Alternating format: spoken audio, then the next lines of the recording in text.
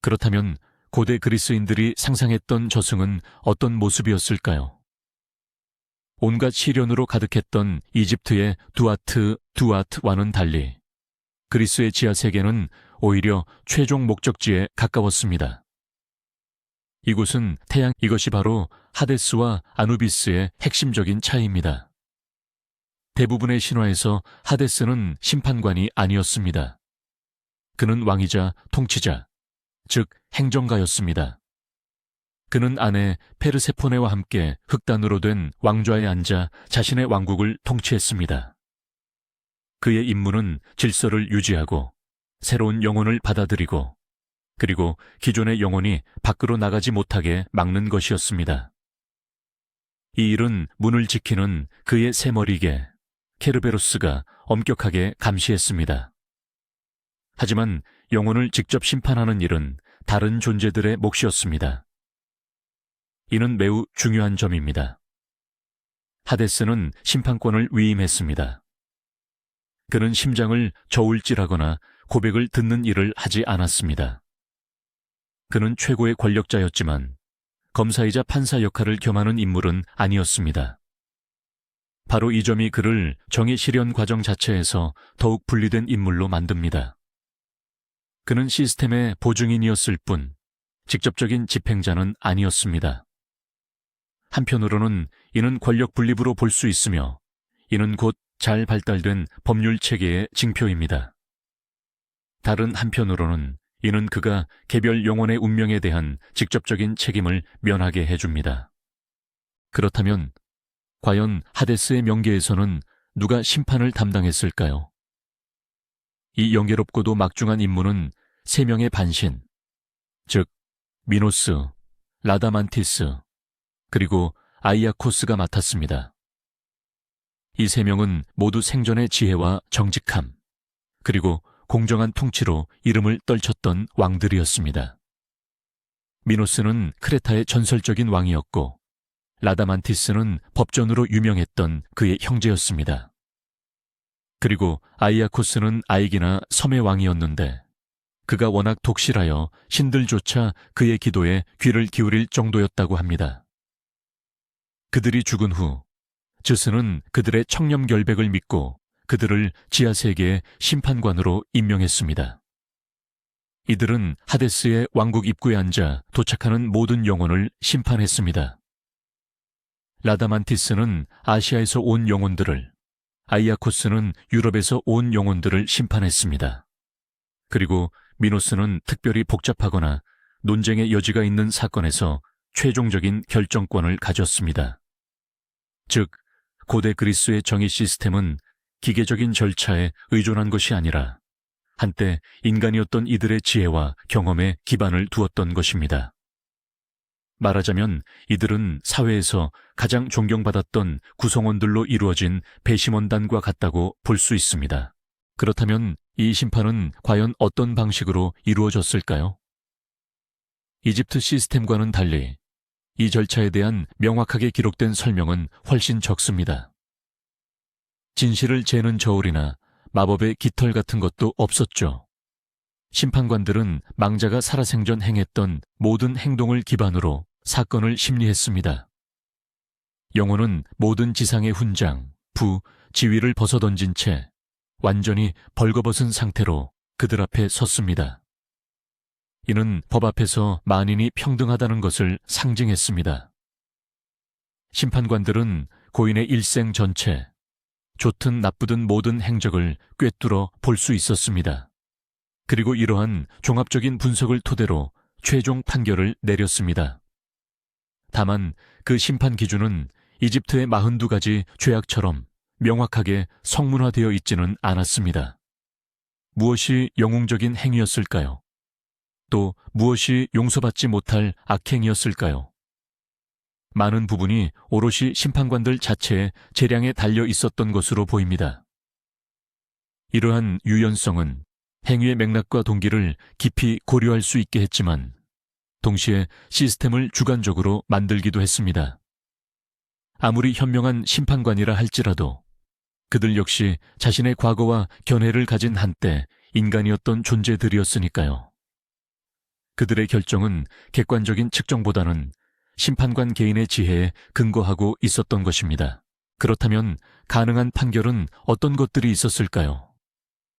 위대한 영웅도 끔찍한 악당도 아니었던 압도적 다수의 사람들에게는 아스포델 초원이 그들의 종착지였습니다. 이곳은 하데스의 영역 중에서도 가장 넓은 부분을 차지합니다. 그리고 솔직히 말해서 몹시도 음울하고 재미없는 곳이었죠.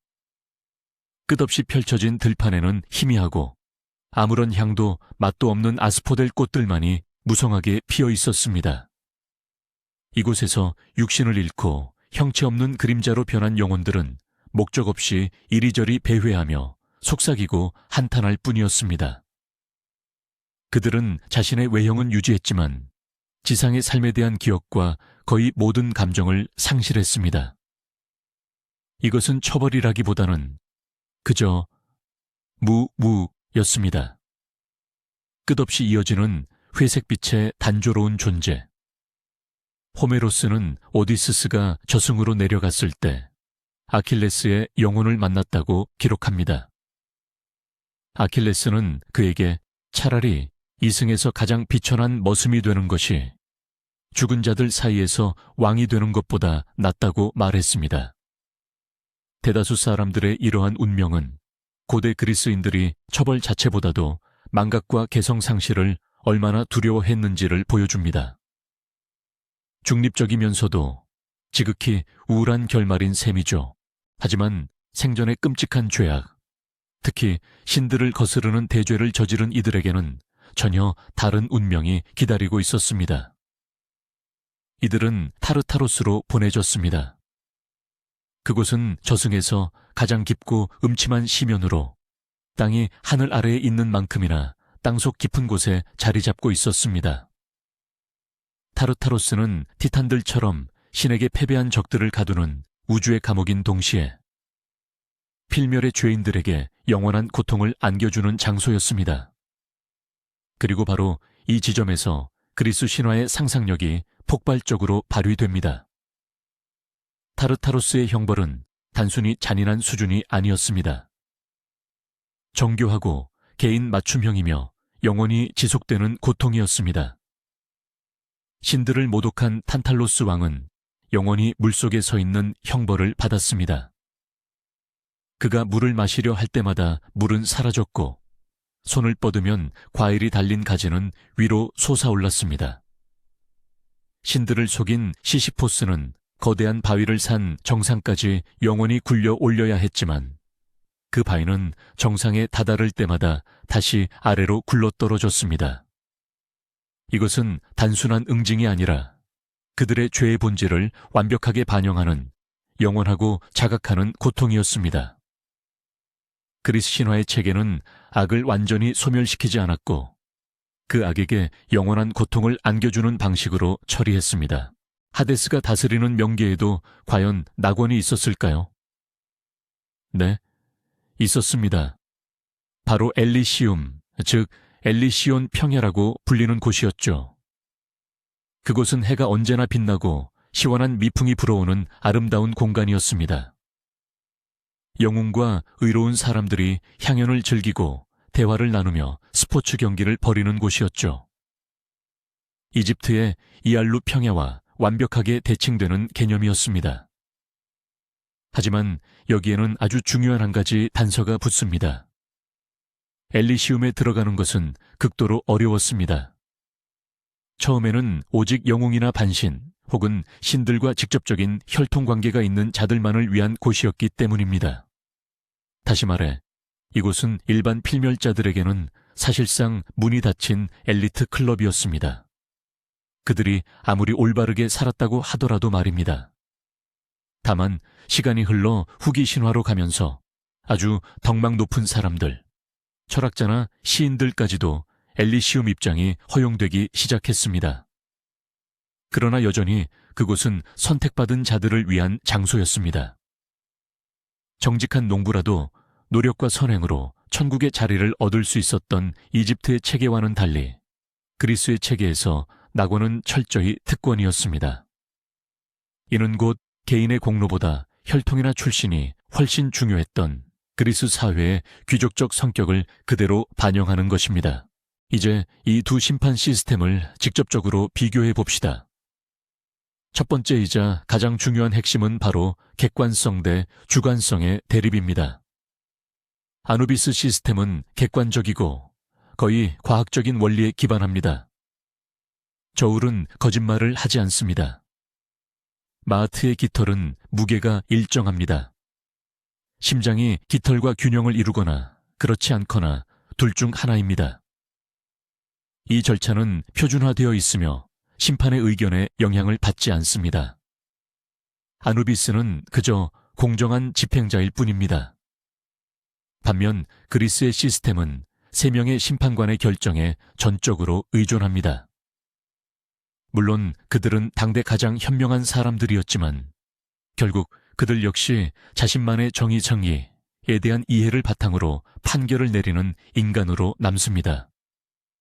이는 비록 이론적일지라도 실수, 편견 또는 같은 행위에 대한 서로 다른 해석이 개입될 여지를 엽니다. 이집트 시스템이 법과 측정의 시스템이었다면 그리스 시스템은 지혜와 판단의 시스템이었습니다.